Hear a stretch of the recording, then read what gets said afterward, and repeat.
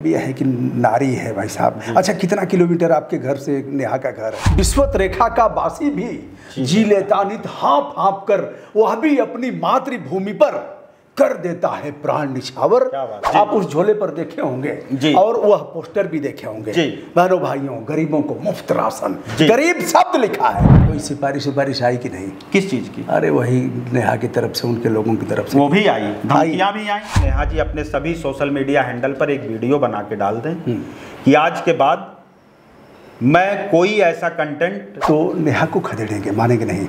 देखिए, जहां तक जाएंगी। लोक गायिका नेहा सिंह राठौर के खिलाफ अपराध दर्ज करा करके बाबू साहब को पता नहीं क्या मिल गया। अब मारी मारी फिर रही है नेहा। अधिवक्ता ढूंढ रही थी और यह भी कहा कि 519 रुपये हमारे अकाउंट में है, 500 रुपया तबला वादक किसको दे देना है और 19 रुपये रह जाएंगे। और हजरतगंज लखनऊ की कोतवाली में गए, अपराध दर्ज करा दिया। 302 से लेकर के तमाम धाराएं लगी, 196 1A 153 और सूचना प्रौद्योगिकी अधिनियम 2008 यानी IT एक्ट की भी धाराएं लगी। जमानत हो सकता है कि न हो, नेहा जेल चली जाएं। दोस्तों, हमारे साथ हैं कवि अभय सिंह निर्भीक, जो सैन्य परिवार से संबंधित है। इनकी कविताएं आपने सुना होगा और इस समय काफ़ी चर्चा में है। आज हमारे साथ बैठे हैं। अभय भाई की जय हो। भाई साहब, हमको बख्शे रहिएगा, हम भी कभी कभी ऐसे ही करते रहते हैं। बड़ा आपसे लोग इस समय डरे हुए हैं, भयभीत हैं कि भैया अभय सिंह से बच करके रहो। और आप तो बड़े जोरदार हैं। विधायक ने तहरीर दिया, नंद किशोर गुर्जर ने तहरीर दिया। सत्तासीन दल के विधायक हैं, दूसरी बार विधायक हैं, और अभी उन्होंने एक अपने यहाँ के बड़े पुलिस अधिकारी को हटवाया। यह बताया कि रिश्वतखोर है, 1 साल से लगे कभी फटा कुर्ता पहन करके प्रदर्शन किए, कभी नंगे पाँव आए, बहरहाल हटवा करके दम लिया। और इन्होंने नेहा सिंह राठौर पर आरोप लगाया था कि इन्हें इस्लामिक कट्टरपंथी राष्ट्रों से फंडिंग होती है, पैसा मिलता है, या देशद्रोह की धाराएं लगाई जानी चाहिए। अपराध दर्ज नहीं हुआ और आपका अपराध दर्ज हो गया। तो बड़े जोरदार है। किस मंत्री का, या फिर सीधे सीधे बाबा से आपका कुछ कुटुरगु चल रहा है? बिरादरी की आप भी हो, आप ही अपराध दर्ज कराओ। देखिए, इसमें एक चीज़ और अब आप जोड़ लें तो और अच्छा रहेगा। क्या बात कि बाबा भी राजपूत बिरादरी से। अगर बहुत सारे लोगों ने जोड़ा भी, लेकिन आपने उसको बचा दिया, लेकिन मैं जोड़ता हूँ। लेकिन नहीं, वो खुद कहते हैं कि मैं राजपूत। लेकिन इस मुद्दे पर अगर आए तो इस विषय पे बात ऐसी है कि जब मैंने ये FIR दर्ज कराने की सोची और मैं FIR दर्ज कराने गया तो मैं बिल्कुल अकेले गया। ये मेरे अपने मन की उपज थी, मेरा अपना दर्द था। और इसके बारे में तो अगर जो बहुत सारे आरोप मेरे ऊपर लग रहे हैं कि भाजपा की तरफ से ये FIR मैंने दर्ज कराई है, भाजपा के एक सामान्य कार्यकर्ता, किसी सदस्य को भी नहीं पता होगा कि अभय सिंह निर्भीक नेहा सिंह राठौर पे FIR दर्ज कराने जा रहे हैं। ये आप कह रहे हैं ना? ये मैं कह रहा हूँ और यही सच कह रहा हूँ। मैं भी एक सैनिक का बेटा हूँ। मैं बात है ये उसी दिन 27 तारीख की रात, सुबह की बात है। मैं 26 की रात में देर तक जगा। मेरी आदत है, मैं बहुत देर तक जगता हूँ। रात में 3-4 बजे सोता हूँ, सुबह हो जाती है। ऐसा ही उस दिन भी हुआ। मैं अब मन्यू पर एक कविता लिख रहा हूँ। अच्छा। उस विषय पे पढ़ना और लिखना दोनों में मैं व्यस्त था। और सुबह 4:30 के आसपास मैं सोया होऊंगा, 4-4:30 बजे। और लगभग 10 बजे के आसपास मैं सो के उठा हूँ। मैंने अपना मोबाइल उठाया। आमतौर पे सब उठा लेते हैं, आजकल तो बिना मोबाइल के लोगों का जीवन ही नहीं प्रारंभ होता। उसी की बीमारी मेरे अंदर भी थोड़ी सी है। मैंने मोबाइल उठाया तो मैंने देखा कि फेसबुक पर तमाम ऐसे स्क्रीनशॉट वायरल हुए हैं, लोगों ने शेयर किए हैं, जो पाकिस्तान में चल रहे एक न्यूज़ एजेंसी, एक न्यूज है वहाँ पे, जिसके ट्विटर अकाउंट पे PTI प्रमोशन करके है, वहाँ इनका वीडियो चला। और उन्होंने ये बताया कि भारत की बहादुर लड़की से सुनिए पहलगाम हमले की सच्चाई क्या है। ये जब पाकिस्तान में ट्रोल होते हुए मैंने देखा और वो मेरे सामने कहीं आया तो मेरे अंदर फिर मुझसे नहीं रहा गया। मैंने कहा, देखिए, सरकार की आलोचना करना, सरकार से प्रश्न करना, ये प्रत्येक भारतवासी का अधिकार है। इसको कोई नकार नहीं सकता और इस अधिकार को कोई छीन भी नहीं सकता। लेकिन अभिव्यक्ति की आज़ादी के नाम पर हम अगर कोई ऐसी अनाप शनाप बातें करें, कोई ऐसा काम करें जिसका प्रयोग दुश्मन देश हमारे देश के खिलाफ करने लगे, तो मुझे इस बात का कष्ट हुआ और मुझे गुस्सा आया। और उसी गुस्से में, उसी कष्ट में मैंने तुरंत अपनी पत्नी से कहा कि मैं आज इसके खिलाफ कानूनी कार्रवाई करूंगा। तो उनको लगा कि मैं मजाक कर रहा हूँ। मैं उठा, नहाया धोया और पूजा। कितने दिन भाई साहब शादी हुआ? शादी हुए 11 साल हो गए। तो क्या 11 साल में वो नहीं जान पाई कि आप गुस्से में हैं कि मजाक कर रहे हैं? नहीं, वो बिल्कुल जान पाई, लेकिन इस विषय पे मैंने अरे भाई साहब आप तो बड़े कवि हैं। सब जान कौन पूरी दुनिया में कौन ऐसी महिला है जो पति की हर गतिविधि को न जाने? सब जानती हैं, लेकिन किन मुद्दों पे मैं कैसे गुस्सा होता हूं और कितना हंसमुख रहता हूं, सब उनको पता है। लेकिन मैं FIR दर्ज कराने किसी के खिलाफ चला जाऊंगा, ये उनके जीवन में भी 11 साल में पहली बार। अच्छा, चाय वाय पी के गए कि चल दिए? नहीं, मैं पूरी बात बताता हूँ। फिर मैंने पूरा भोजन किया, और मैं जब भोजन कर रहा था तो मेरी पत्नी ने मेरी मम्मी से कहा कि आज ये जा रहे हैं नेहा सिंह राठौर के खिलाफ FIR लिखवाने के लिए। तो मम्मी ने पूछा क्यों, तो उनको नहीं जानकारी थी। तो मैंने बताया कि इस तरह से हुआ है और वो पाकिस्तान में हमारे देश के खिलाफ प्रयोग किया जा रहा है, हमारे देश की अस्मिता पर वहाँ आँच आ रही है। तो उन्होंने भी, मम्मी ने मेरी तुरंत सपोर्ट किया कि नहीं, अगर ऐसा है तो जाना चाहिए। वो भी एक फौजी की पत्नी है, तो उन्होंने सपोर्ट किया और मैं तुरंत भोजन वगैरह करके और निकल पड़ा और अपना पत्र तैयार किया और लेकर थाने तक पहुंचा। पत्नी ने रोका कि नहीं रोका? नहीं, किसी ने नहीं रोका। अच्छा, इन्होंने नहीं कहा कि किसी ने इतना बढ़िया कविता पढ़ती। हमारे यहाँ क्या है कि पूरे परिवार में बचपन से लेके अभी तक हमने सिर्फ राष्ट्र प्रेम और देश की ही बातें देखी हैं। हमने तो अपनी हमारी आंख भी खुली है, हमने लोरियां भी सेना के आंगन में ही सुनी है। सैन्य अधिकारी और ये लोग जहाँ पर रहते हैं वहाँ मैं रहा हूँ, मैंने सेना के कैंप में अपना जीवन जिया है। तो हम बचपन से, हमारे यहाँ हमेशा शुरू से, मेरे दादाजी भी, वो भी बचपन से महाराणा प्रताप, रानी लक्ष्मीबाई और इस तरह के लोगों की कहानियाँ सुनाते आए हमको। और पिताजी चूँकि सेना में थे तो बचपन से ही ये बात मन में भरी हुई थी। देश प्रेम एक तरह से कहा जाए तो कूट कूट के भरा गया था, बचपन से ये भावनाएं जागृत है हमारे अंदर। निर्भीक जी, एक मामला अयोध्या में भी गया था जी। एक तो लोनी के विधायक ने दिया, जिनका नंद किशोर गुर्जर, संभवतः अपराध दर्ज नहीं हुआ क्योंकि मैंने सर्च किया, मुझे भी। हाँ, और दूसरा विषय जी कि अयोध्या में एक मामला था मानहानि का जी, और उसे कोर्ट ने खारिज कर दिया, यह कहते हुए जो आवेदक थे, याची थे, उनसे यह कहा कि आप कौन होते हैं? कोई लोक अभियोजक, उन्होंने यह कहा था कि नेहा सिंह राठौर के उस कविता और उस लेखन से, उस टिप्पणी से आघात पहुंचा है, और विशेष रूप से प्रधानमंत्री, गृह मंत्री और रक्षा मंत्री। कोर्ट ने कहा कि कोई लोक अभियोजक ही अपराध दर्ज करा सकता है, आपको अधिकार नहीं है, कह के खारिज कर दिया। तो एकलौता अपराध आपने जो दर्ज कराया है हजरतगंज लखनऊ में है जी, और धाराएं गंभीर हैं। अगर धाराओं का विवेचन किया जाए तो इस मामले में नेहा सिंह राठौर जेल जा सकती हैं जी। 50-50 का है, जेल जा सकती हैं, न्यायालय से बढ़ के कुछ नहीं। हाँ, और 50-50 का यह है कि उन्हें एंटीसिपेटरी बेल मिल सकती है, उन्हें अस्थायी जमानत मिल सकती है, और या तो फिर जमानत खारिज हो सकती है, जा सकती हैं जेल, 15 दिन 14 दिन रहेंगे और फिर आ जाएंगे। क्या मिलेगा आपको?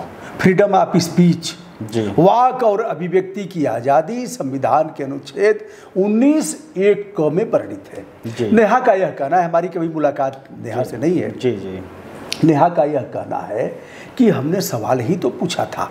अब नेहा का मैं पक्षधर नहीं हूँ, लेकिन नेहा का और तमाम लोगों का यह कहना है कि अगर बार बार ऐसा हो रहा है, जैसे 2016 में उरी का हमला हुआ, कैंप पर चढ़ गए, आप सैन्य, आप सेना का परिवार रहा है, वह सब 20 किलोमीटर, 18 किलोमीटर, 25 किलोमीटर से चढ़ करके आ रहे हैं, कैंप में घुस जा रहे हैं, आग लगा रहे हैं, गोलियां मार रहे हैं, और हम कुछ कर नहीं पा रहे हैं। नंबर 1 हम पूरी बात हो जाए। फिर पहलगाम का हमला हुआ, पुलवामा का हमला हुआ, उसमें हमारे 40 जवान मारे गए, गोला बारूद और वह कैसे आया। इस बार के हमले में AK-47 का प्रयोग हुआ, अमेरिकन राइफल का प्रयोग हुआ, और वह लंबी दूरी तय करके पाकिस्तान से बांग्लादेश की कुछ सीमाएं ऐसी हैं, 500-600 किलोमीटर की सीमाएं ऐसी हैं जहाँ कुछ ऐसे ही बाड़ नहीं है, और लोग इधर से उधर आ जाते हैं। लेकिन पाकिस्तान और भारत की सीमा ऐसी नहीं है। जी जी। चारों तरफ, चाहे राजस्थान का क्षेत्र ले लीजिए, चाहे पंजाब का क्षेत्र ले लीजिए, ऐसा है नहीं। ऐसे में अगर लेकर के आ जा रहे हैं और नेहा का यह कहना है कि हमने सवाल उठाया, अभिव्यक्ति की आज़ादी का अधिकार है, तो क्या हमारे ऊपर राष्ट्रद्रोह का मुकदमा दर्ज होगा? क्या हमें यह कहा जाएगा कि हम फंडिंग लेते हैं? इस मामले में मैंने भी प्रेसिडेंट ऑफ इंडिया के यहाँ एक याचिका इस आशय की किया, याचिका हमारी स्वीकार हो गई। हमने यह कहा कि नंदकिशोर गुर्जर एमएलए जो कह रहे हैं तो विधायक हैं, सामान्य तो है नहीं, सही बात, तो अभी सत्तासीन दल के विधायक हैं, योगी जी की एक इकाई हैं। तो हमने कहा कि प्रेसिडेंट ऑफ इंडिया महोदया, आप इसकी जांच करा लें और इसकी जांच 48 घंटे में हो जाएगी, बहुत समय नहीं लगेगा। खटखट बैंक का स्टेटमेंट निकाल के उसके पति और नेहा का जो अकाउंट नंबर है, उसकी मम्मी पापा का और सबका निकाल करके, और पैसे कहाँ से आए जी, तो यह साफ हो जाएगा। यदि ऐसा है तो बगैर देर किए हुए नेहा पर राष्ट्रद्रोह का मुकदमा दर्ज होना चाहिए और उसका स्थान केवल और केवल जेल में होना चाहिए। यदि ऐसा नहीं है तो आरोप लगाने वालों को भी जेल होना चाहिए। जी बिल्कुल, मैंने यह कहा और स्वीकार हो गया है, जांच उस पर हो रही है। अब सवाल यह है कि फ्रीडम ऑफ स्पीच, वाक और अभिव्यक्ति की आज़ादी, तो अभी तो हाई कोर्ट गई हैं, कहाँ तक खदेड़ेंगे? जहाँ तक जाएंगे वहाँ तक खदेड़ेंगे। कानून के दायरे में रहते हुए। अरे कानून का दायरा यही है ना कि आप कोर्ट में जाएंगे, लिखा-पढ़ी करेंगे, फिर अपराध दर्ज कराएंगे, फिर मुख्यमंत्री। मैंने अपराध दर्ज कराया और अपराध दर्ज होने के बाद मामला अभी फिलहाल हाई कोर्ट में उन्होंने अपील किया हुआ है। हाँ। 12 मई की डेट भी पड़ी हुई है माननीय उच्च न्यायालय में। अच्छा, एकदम अपडेट है आप? जी बिल्कुल अपडेट हैं। और उसके बाद अब जो भी कोर्ट निर्णय देगा वो सबके लिए सर्वमान्य है, कोर्ट से बड़ा कोई नहीं है, मैंने बताया। लेकिन मैं अब आपके उन विषयों पे, उन प्रश्नों पे भी आना चाहता हूँ। हाँ। जो बात हुई कि उरी का, पुलवामा का और फिर पहलगाम का कनेक्शन इतने अंदर कैसे आ गए? क्या हमें ये प्रश्न करने का अधिकार नहीं है देश के किसी नागरिक को? बिल्कुल अधिकार है। हमें सरकार से आंख में आंख मिलाकर बात करनी चाहिए और ये प्रश्न करना चाहिए बिल्कुल कि कैसे यहाँ तक आ गए, आतंकवादी कैसे पहुँचे, ये जानना हमारा सबका अधिकार है। लेकिन ये हमला किसी ने करा दिया है, सेना की जान जोखिम में डालने के लिए, किसी चुनाव के लिए करा दिया गया है, ये गलत है। आप कैसे कह सकती हैं? आपके पास क्या प्रूफ है? आप सरकार से पूछिए। सरकार ने कहीं ना कहीं इस बात को माना भी, सर्वदलीय बैठक में माना, अपनी कैबिनेट की बैठक में, मीटिंग में माना उन्होंने कि सरकार से चूक हुई है, इंटेलिजेंस से चूक हुई है। लेकिन नेहा सिंह राठौर के पास क्या प्रूफ है कि ये हमला भाजपा ने बिहार चुनाव के लिए कराया है और इसका प्रयोग पाकिस्तान कर रहा है कि पहलगाम हमले की सच्चाई सुनिए। जब देश कहीं ना कहीं, हमारी सेनाएं अलर्ट मोड पर थी, अब तो युद्ध प्रारंभ एक तरह से हो चुका है, ऑपरेशन सिंदूर चल रहा है। ऐसी स्थिति में नेहा सिंह राठौर कैसे ये बात कह सकती हैं? उनके पास क्या प्रमाण है कि ये हमला भाजपा ने कराया है? वो जाएं न्यायालय में जाएं, वो जाएं राष्ट्रपति के पास जाएं और इसकी उच्च स्तरीय जितनी भी बड़ी जांचें हो सकती है जांच कराएं और इसके पीछे जो लोग भी हैं उन्हें बेनकाब किया जाए। वो चाहे सत्ता पक्ष से जुड़े हुए हों, चाहे विपक्ष से जुड़े हुए हों, चाहे वहां के स्थानीय लोग हों। मुझे 4 पंक्तियां याद आती हैं विकल साकेती जी की कि प्रवाहित शांत नद में द्वेष का विष घोल देते हैं, मिले कंचन तुला ईमान तक को तोल देते हैं, विदेशी ताकतें जब द्वार पर दस्तक लगाती हैं, यहीं के लोग उठकर सांकलों को खोल देते हैं। या ऐसे ही नहीं कोई हमला हो जाता है। और उसके बाद मैं क्यों कोर्ट गया, मुझे क्या पड़ गई थी, मैं क्यों उनके पीछे पड़ा हूं, या ऐसे लोगों के खिलाफ देशवासी क्यों उनके पीछे पड़े हैं? मुझे मोइन शादाब जी की 4 पंक्तियां याद आ रही हैं इस विषय पर। सांप जब तक आज तीनों के न मारे जाएंगे, दुश्मन देश से लड़ने के लिए तो हमारी सेना पर्याप्त है और उसका दमखम आज पूरा विश्व देख रहा है। ऑपरेशन सिंदूर जिस तरह से कामयाब हुआ है, मैं मोइन शादाब जी की पंक्तियां हैं कि सांप जब तक आज तीनों के न मारे जाएंगे, हौसला कितना भी हो हम जंग हारे जाएंगे, दुश्मनों के संग तो हम फिर करेंगे फैसले, पहले घर के जाहिलों के सर उतारे जाएंगे। क्या बात है, क्या इस समय इस देश में यही आवश्यकता है। अभिव्यक्ति की आजादी के नाम पे हम कुछ भी करने लगे। कहां गई इनकी अभिव्यक्ति की आजादी पश्चिम बंगाल के मुद्दे पर? इनकी अभिव्यक्ति की आजादी केरल के मुद्दे पर कहां चली जाती है? मैं निवेदन करूंगा नेहा जी, आप अपना ढोलक तबला लेकर 4 गीत उस पर भी बनाइए जो पश्चिम बंगाल में वहां पर हिंदुओं के साथ अत्याचार हुआ। ठीक बात है। आप 4 वीडियो केरल में जाकर बनाइए, केरल के मुद्दे पर बनाइए। आंध्र प्रदेश में जंगल काटे गए, आप उस पर 4 वीडियो बनाइए। निर्भीक जी का कहना है। और मैं और आगे ले चलता हूं, इनको वीडियो बनाना ही है तो क्या राजस्थान, मध्य प्रदेश, हिमाचल, यहां मैं सिर्फ आप और भी भाजपा शासित राज्य हैं, महाराष्ट्र, अन्य राज्यों के पर भी जाइए, झारखंड चली जाइए, छत्तीसगढ़ चले जाइए, क्या वहां पे समस्याएं नहीं है जनता की? वहां की जनता की भी तो समस्याएं आप उठाइए। अब लेकिन इनको नहीं, इनको वो कहेंगे कि हमारी सीमाएं हैं और कुछ नहीं सीमाएं। मैं उनकी सीमा आपको बता रहा हूं। उनकी सीमा यह है कि उनको सिर्फ टीआरपी की भूख है। वो टीआरपी इनको मिलती है योगी के पीछे पड़ने से, वो टीआरपी मिलती है मोदी को गाली देने से, उनको कोसने से। वो टीआरपी चाहती हैं, उसका परिणाम चाहे देश के हित में आए, उनको कोई इससे लेना देना नहीं है। उसका परिणाम चाहे जनता के हित में आए या अहित में आए, उससे भी उनको कोई लेना देना नहीं है। हमारे देश की कहीं आलोचना हो, इसकी उनको कोई चिंता नहीं है। उनको सिर्फ और सिर्फ प्रत्येक मुद्दे पर तुरंत वीडियो बनाकर टीआरपी चाहिए। और टीआरपी के खेल से अगर देश की अस्मिता पर कोई खेलेगा, तो मैंने कहा कि मैं एक फौजी का बेटा हूं, सेना की आंगन में मैंने आंख खोली है, मैं तो लड़ूंगा, मैं तो बात उठाऊंगा। अच्छा, वैसे एक चीज बताइए जी, इतना बड़ा देश है जी, और बिल्कुल ठीक कहा आपने, सार्वभौमिक होना चाहिए, समदर्शी होना चाहिए और ऐसे बिंदुओं पर भी आवाज उठाना चाहिए जी। उनका कहना होगा, मैं नहीं कह रहा हूँ कि ठीक है हमारी सीमाएं हैं, हमारे पास सीमित संसाधन है, जब 519 रुपए की ही बात कर रहे हैं तो कितना उनके पास होगा, तो वह कह सकती है वो तो दुनिया देख रही है, हर बिंदु पर। जी जी, हर बिंदु पर अब तो साफ हो जाएगा कि क्या है। और मैं इस मामले में सरकार को भी चुनौती देकर के कह रहा हूं कि इस मामले की कठोर जांच होनी चाहिए। बिल्कुल। यह काम केवल अभय सिंह निर्भीक ही क्यों कराएंगे? क्या उनके कार्यकर्ता मर गए हैं? क्या उनको सांप सूंघ गया है?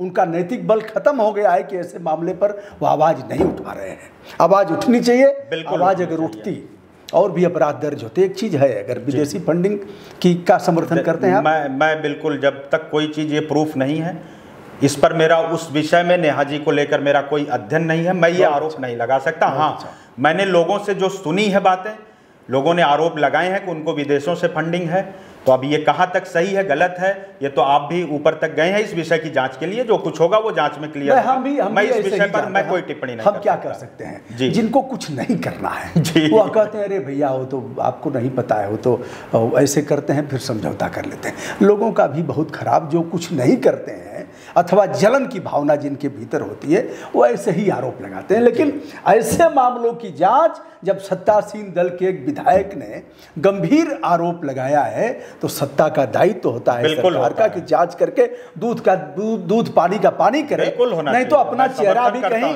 अपना चेहरा भी किसी गंदे पानी में देख ले। ऐसे नहीं हो सकता कि जब आरोप लगा जैसे चाहे आरोप लगा है तो उसकी जांच होनी चाहिए। भाई ये आरोप तो हम नहीं लगा सकते, फ्रीडम ऑफ स्पीच हमारी भी है, आपकी भी है जो कर रहे हैं। ये आरोप तो हम नहीं लगा सकते कि यह हमला पीएम ने कराया है। हाव भाव से भी होता है, अभिव्यक्ति की आज़ादी में यह सब हाव भाव से भी वह चीज़ें हैं कि आप कैसे कैसे कर रहे हैं। तो यह आरोप तो नहीं लगाया जा सकता कि उन्होंने कराया है।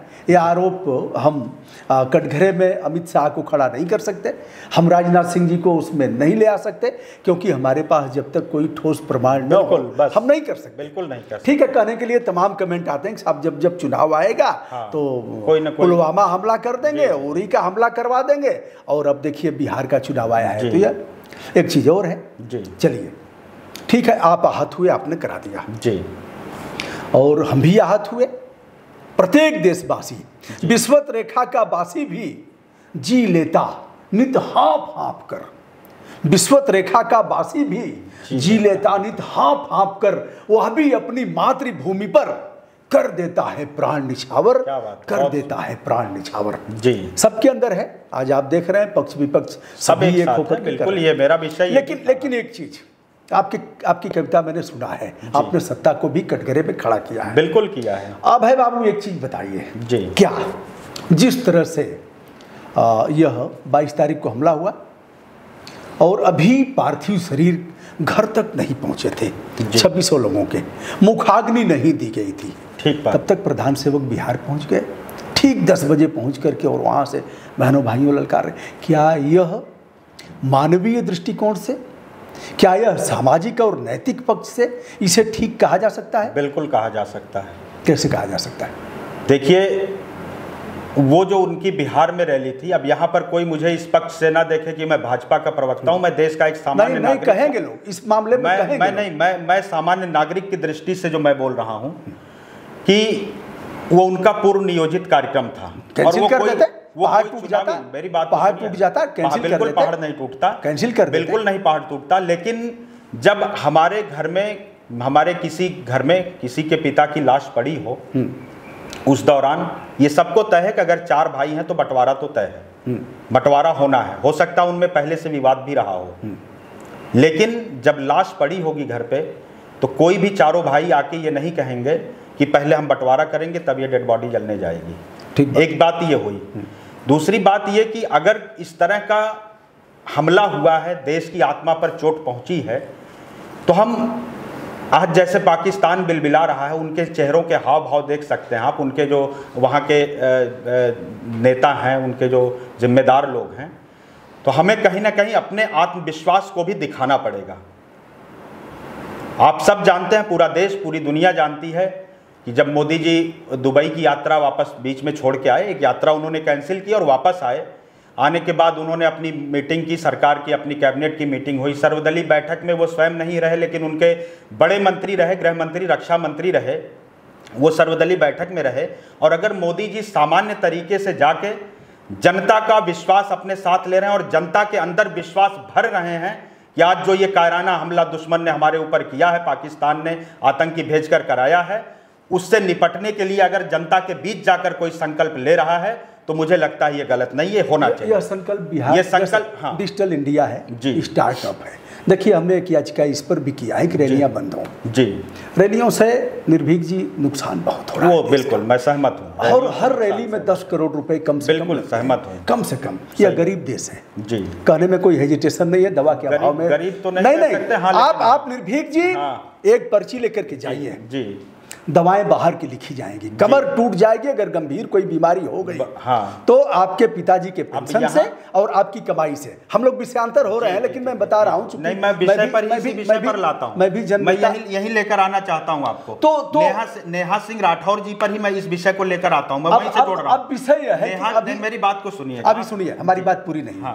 यह देश गरीब है जी। ऐसे सुनिए, अगर डॉक्टर ने 1000 रुपए की दवा लिख दिया, ठीक है, आप भी गाँव से हैं जी, तो नहीं जाएगा, कहेगा कि साहब 1 सप्ताह की दवा है, तो पूछेगा कितने की हो रही है, तो वह कहेंगे 1250 रुपए की। साहब 3 दिन का दे दीजिए। हाँ। मैंने वह देखा है, सारा कुछ भोगा है, बिल्कुल देखा है, मैंने भी देखा है। तो इसलिए मैं कह रहा हूं कि अगर 1 पाव दूध एक बच्चे को शाम को नहीं मिल पा रहा है तो काहे का पोषण है। अगर दवा के अभाव में आज भी लोग मर रहे हैं, हॉस्पिटल में देख लीजिए, तो अभी हम वो नहीं कह सकते कि हम बड़े हर तरह से पौरुषवान हो गए हैं। यह बात ठीक है कि हम गए थे वहाँ एक जगह, तो मैंने कहा कि गरीब देश है, तो उन लोगों को खराब लग गया था। तो किसी को यह अच्छा नहीं लगेगा, लेकिन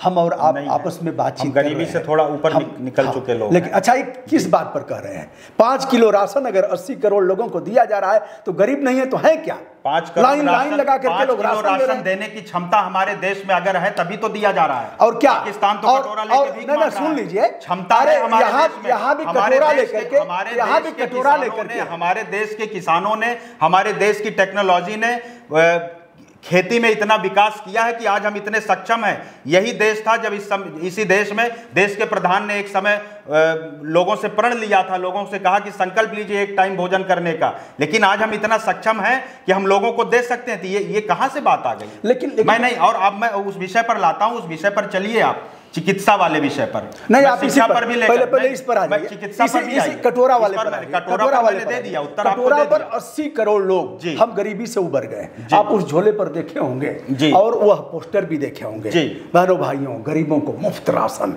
गरीब शब्द लिखा है, और कौन लिख रहा है? जिस पर फोटो लगा है पीएम का और हमारे सीएम का। आप कह रहे हो कि गरीबों को मुफ्त राशन। लड़ाई लड़िए, इसकी लड़ाई आप भी लड़िए, ठीक बात, नेहा सिंह राठौर भी लड़े और आपके साथ मैं भी खड़ा मिलूंगा। लेकिन नेहा सिंह राठौर जी का आपने एक वीडियो देखा, इसी मुद्दे पर आया, पहलगाम के विषय के बाद आया। उनका यह कहना है कि किस पर बात करूं, अगर मैं इस विषय पहलगाम के मुद्दे पर, आतंकी हमले पर बात करूं, इसके अलावा किस पर बात करूं? इस देश में विपक्ष कहता है कि रोजगार कोई विषय नहीं है, शिक्षा कोई विषय नहीं है, चिकित्सा कोई विषय नहीं है। ये आउट ऑफ फैशन विषय हो चले, ऐसा सरकार कहती है। नेहा जी, मैं आपके चैनल के माध्यम से आपसे निवेदन करता हूं, आप आंख में आंख डाल के इस सरकार से पूछिए, बेरोजगारी पर प्रश्न कीजिए, शिक्षा पर प्रश्न कीजिए, आप चिकित्सा पर प्रश्न कीजिए, लेकिन उसे तो आप आउट ऑफ फैशन खुद ही स्वीकार कर रही हैं। सरकार कह दे कि हम इस पर बात नहीं करेंगे और आप चुप हो जाएंगे, हम चुप हो जाएं, नेहा जी चुप हो जाएंगी। और अगर हम ऐसी बातें करने लगे कि पाकिस्तान हमारा दुश्मन मुल्क हमारी बातों को हमारे देश के खिलाफ प्रयोग करे, विश्व में हमारी क्या छवि भेजी जा रही है? कोई सिफारिश आई कि नहीं? किस चीज की? अरे वही नेहा की तरफ से, उनके लोगों की तरफ से वो भी आई, धमकियां भी आई, धमकियां भी आई, समझौते की सिफारिश भी आई, निर्भीक को धमकी बिल्कुल आई, निर्भीक को, लेकिन निर्भीक ही रहा। अच्छा एक चीज निर्भीक एक चीज बताइए, आपका नाम है अभय सिंह निर्भीक, अ माने नहीं, भय माने डर जी, जिसको डर न हो वही अभय हो सकता है। तो अभय, जब आप अभय जन्मजात थे, माता पिता ने आपको अभय दे दिया जी, कि बेटा किसी से डरना मत, तुम्हारा नाम है अभय, और सिंह भी हैं आप। सिंह माने सिंह की गर्जना, और सिंह तलवार लेकर के और फिर रक्षा करना देश की, यह सब है। क्षत्रिय वीर कभी नहीं डरते, ऐसे हम लोगों ने प्राइमरी में पढ़ा था। तो भाई साहब, आप अभय भी हैं और निर्भीक भी हैं, अरे अभय हैं, सिंह भी हैं, तो निर्भीक लगाने का क्या मतलब था? ये भी मेरे पिताजी द्वारा दिया गया ही टाइटल। अच्छा। कवि सम्मेलन की दुनिया में हमारे यहाँ कवियों में अक्सर एक कोई न कोई उपनाम रख लेते हैं। तो मैं पहले अभय प्रताप सिंह अभय लिखता था, तो मेरे पिताजी ने कहा कि अभय सिंह निर्भीक लिखो। इतना एक तो ये लंबा नाम हो रहा है, और इसमें अगर आप टेक्निकल भाषा में बात करें तो पावर बढ़ाई गई है, पावर बढ़ाई मतलब, और उस पर पावर बढ़ाई गई है, इसको आप ऐसे कह सकते हैं। मतलब अभय से काम नहीं चल रहा था तो निर्भीक नहीं, अगर अभय से काम ना चले तो सिंह तो है ही, और अगर उससे भी ना काम चले तो हाई डोज लगाने के लिए, पावर के लिए निर्भीक। भाई साहब, कुछ लोग बताते हैं कि जैसे जो लोग मूछे ऊंचे रखते हैं जी, तो भीतर से, अच्छा कुछ लोग यह भी कह सकते हैं, भाषण में कहते हैं, यह मत समझो कि मैं डर रहा हूँ जी, हाँ, हमारे इस सदा सहता को हमारी कमजोरी मत समझो, ईंट से ईंट बजा देंगे। और जो लोग मुझे ऊंचे रखते हैं तो भीतर से बड़े डरपोक होते हैं, ऐसा कुछ लोगों ने बताया है जी। तो ये तो उनका अनुभव होगा। अब हम आप पर कुछ नहीं कहेंगे, निर्भीक भी हैं, अभय भी हैं, सिंह भी हैं, तो नेहा को खदेड़ेंगे, मानेंगे नहीं? देखिए, जहाँ तक जाएंगी इस विषय पर अपनी FIR जो मैंने की है, मैंने बताया, आपने पूछा भी, मैंने बताया कि समझौते तक का भी मेरे पास प्रस्ताव आया। अच्छा। उनके ड्राइंग रूम में बैठकर एक सज्जन ने हमारे एक कवि मित्र को फ़ोन किया। उन कवि मित्र ने बहुत सीनियर कवि हैं, उन्होंने हमारे लखनऊ के एक मित्र को फ़ोन किया कि तुम्हारे बहुत निकटतम हैं और ये मामला ख़त्म कराओ यार, कहाँ ये सब उलझ रहे हैं, दोनों राजपूत हैं, यहाँ तक बात आई, और एक ही ज़िले से हैं, आपस में जाएँ, बैठे, एक चाय पिए, फ़ोटो खींचें किसी रेस्टोरेंट में और डाल दें और ये सब मामला ख़त्म करें। तो मैंने भी कहा कि नेहा जी से मेरी कोई व्यक्तिगत दुश्मनी नहीं है, उन्होंने मेरे किसी भी प्लॉट पर कब्जा नहीं किया है, न मेरे किसी 1 आध 10 बिस्सा 1 बीघा 2 बीघा खेत को जोता है। मेरी लड़ाई देश की अस्मिता पर जो थोड़ी सी आंच उन्होंने दी है, थोड़ी नहीं बल्कि बड़ी आंच दी है, उसके खिलाफ है। मैं नेहा जी से निवेदन करता हूं कि मेरा भी एक प्रस्ताव वो स्वीकार कर लें। क्या मेरा प्रस्ताव उन तक मैंने जो पहुंचा वो ये था कि नेहा जी अपने सभी सोशल मीडिया हैंडल पर एक वीडियो बना के डाल दें कि आज के बाद मैं कोई ऐसा कंटेंट नहीं बनाऊंगी जो दुश्मन देश हमारे देश की अस्मिता के खिलाफ कहीं प्रयोग कर सके। सेना का जो शौर्य उन्होंने कहीं ना कहीं गिराने का एक प्रयास किया, वो बोलती हैं कि ये मोदी सरकार सेना को इसके साथ युद्ध में झोंकना चाहती है, हजारों सैनिकों को मारना चाहती है, मतलब सेना के इसके साथ और भी एक आध प्रश्न जोड़ेंगे ना जी, कि नेहा जी आज के बाद जी हमारे देश के माननीय प्रधानमंत्री, रक्षा मंत्री और गृह मंत्री या फिर केवल बाबा के खिलाफ कुछ नहीं बोलेंगे? बिल्कुल, ये बाब में मैंने नहीं, मेरा जो ये विषय, मतलब इसको भी जोड़ेंगे ना? नहीं, मैंने इसमें नहीं जोड़ा है, इसमें नहीं जोड़ा है। तो मैंने जो प्रस्ताव दिया मेरा वो प्रस्ताव यही है कि जो इन्होंने फिलहाल किया है, पोस्ट पे पोस्ट और ले रही हैं फॉलोअर, ले रही हैं उसके व्यूज़, उसके लिए कृपया हाथ जोड़ के निवेदन है, ऐसा काम व्यूज़ और फॉलोअर के लिए कोई ना करे, ना आप करें, ना हम करें, ना देश का कोई नागरिक, जिसका प्रयोग दुश्मन देश के खिलाफ कर सके और विश्व स्तर पर कहीं लोग हमारी खिल्ली उड़ाएं, ऐसा हमें नहीं करना चाहिए। संकट की परिस्थिति में आज मैं ओवैसी को सैल्यूट करता हूं, जो लगातार सरकार से तीखे प्रश्न करने के लिए जाने जाते हैं। पूरा देश जानता है उन किस शैली में वो सरकार से प्रश्न करते हैं। राहुल गांधी और ओवैसी से बड़ी ये विपक्ष हो गई हैं क्या? भाई साहब कहा गया है जत्र वो जब आज देश की सत्ता के साथ, देश की सरकार के साथ, देश की सेना के साथ खड़े हैं, तो इनको क्या दिक्कत थी? इनको दिक्कत थी, इनको टीआरपी चाहिए, इनको व्यूज चाहिए, वो ले रही हैं और भी ले रही हैं। टीआरपी का तो सबको है कि हमको मिले, लोग जाने, अधिक से अधिक वीडियो चले। लेकिन आपने जो कहा, आपकी बातों से हमारी सहमति भी है, सहमति व्यक्त नहीं कर सकते। और ऐसे माहौल में किसी का भी अधिकार नहीं है नैतिक रूप से, या फिर बस मेरी जो ऐसा लड़ाई यही है। लेकिन अब यह है कि नारी है भाई साहब। अच्छा, कितना किलोमीटर आपके घर से नेहा का घर है? लगभग 30-32 किलोमीटर। 30-32 किलोमीटर।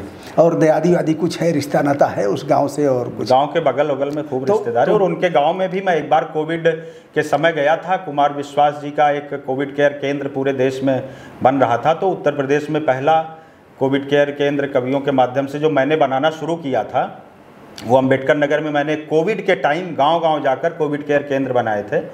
और उसमें से उनके गांव में भी मैं गया हूं। कभी आमना सामना हुआ है? कुछ देखा देखी? नहीं, मेरा कोई आमना सामना हो जाए, होगा ही, वो तो भविष्य तय करेगा भाई। वो भी अच्छा आकर के अगर कह देने कि अब है भैया, चाहे अब है, आप तो भसुर लगेंगे ना, जैसे क्या लगेंगे? भसुर ही कह सकते हैं। भसुर, हाँ, भसुर ही कह सकते हैं। भसुर के सामने मतलब जेठ लगेंगे आप। जी। तो जेठ के आगे कैसे, अगर मान लीजिए चुन्नी उन्नी ओढ़ के ऐसे आ जाए भारतीय नारी जैसी, और कहे कि ऐसे कर दी, तो मैं कहूँगा यत्र नार्यस्य पूज्यन्ते रमन्ते तत्र देवता। क्या हम उस देश के वासी हैं, हम नारियों की पूजा करते हैं। लेकिन अगर नारी कहीं देश की अस्मिता के खिलाफ जाएगी, तो हमें फिर नारायण का दूसरा रूप रखना पड़ेगा और उसके खिलाफ खड़ा होना पड़ेगा। नेहा सिंह को क्षमा कर देंगे बशर्ते डाट। इसको सुनिए। और हम थे आज कवि अभय सिंह निर्भीक, जो सैन्य परिवार से संबंधित है। इनको ठेस लगा कि ऐसे समय में जब हमारा दुश्मन देश लगातार निरीह हमारे नागरिकों को, पर्यटकों को मारा है और लगातार अपनी आदत से बाज नहीं आ रहा है, तो नेहा का दायित्व था कि हमारे सैन्य बल को वह प्रोत्साहित करें, ललकारें और उनका साथ दें। देश के साथ उनका सामंजस्य होना चाहिए। प्रश्न करने के और भी अवसर आते और आएंगे, लेकिन आज देश के संकट काल में देश के साथ खड़े रहना लेकिन यह सबका दायित्व है। यह जेठ है नेहा के, और एक ही बिरादरी भी है। तो अगर नेहा आती है भारतीय नारी के रूप में और कहती है कि भैया बहुत हो गया, तो फिर अब आप समझिए। बहुत बहुत शुभकामनाएं। तो अब तो न्यायालय में है मामला, अब तो मैं क्षमा चाहूंगा। अगर आप पलटा क्यों मार रहे हैं? अरे एक गीत है कल्पना का, एने ओने बल्ला घुमौलस बहुते नाच नचौलस, आ कैसे करी का रामा जियरा हार गईल बलमुआ छक्का मार गईल। तो छक्का तो बारी दिए हैं आप, और अब ठीक है। ये छक्का मारने का एक ऐसा विषय भी है। देख सरकार, मैंने बार बार ये बात मैं कहता हूँ, आपके इस चैनल पे भी मैंने कहा कि सरकार से प्रश्न पूछना और सरकार की आलोचना करना सबका अधिकार है। मैं भी प्रश्न करता हूँ।